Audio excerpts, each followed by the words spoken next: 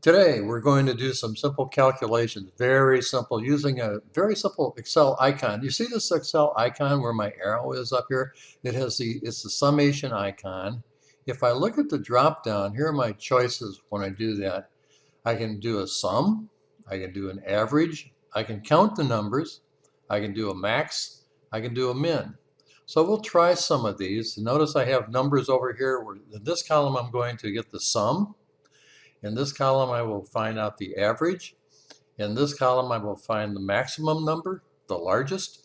This column, I will find the min, or the smallest number. So to do that, first of all, I'm going to click here. So I've clicked in B11. That's where I want my answer to be.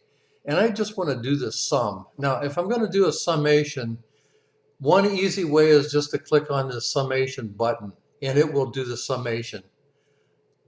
Or you can do the drop down and click on the sum, and it automatically chooses all of the numbers above. And I look at that and I go, yes, it's chosen the correct number. So I just hit enter. And the summation of everything in my B column is 45. Now I'm going to go over to C column and I want the average. For the average, I have to do the drop down.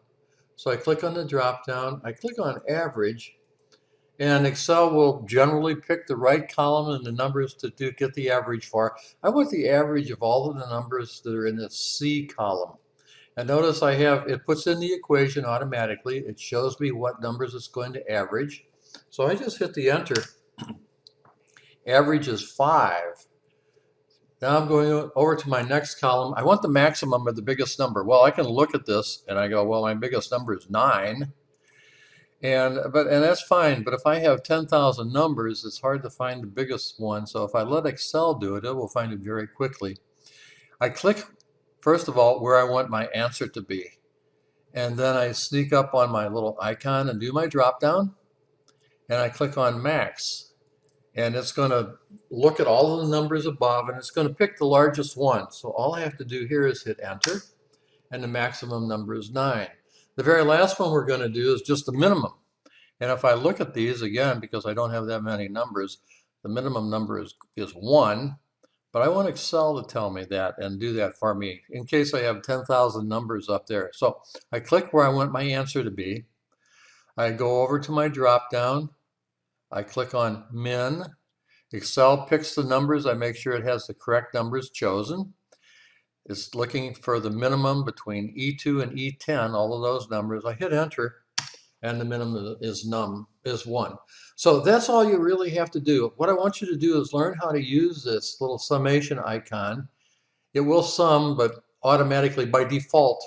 But if you want average or count numbers or any of these, you have to click on all of that. One thing I will do, I'm gonna highlight this, copy this column over very quickly, and I'm going to do count.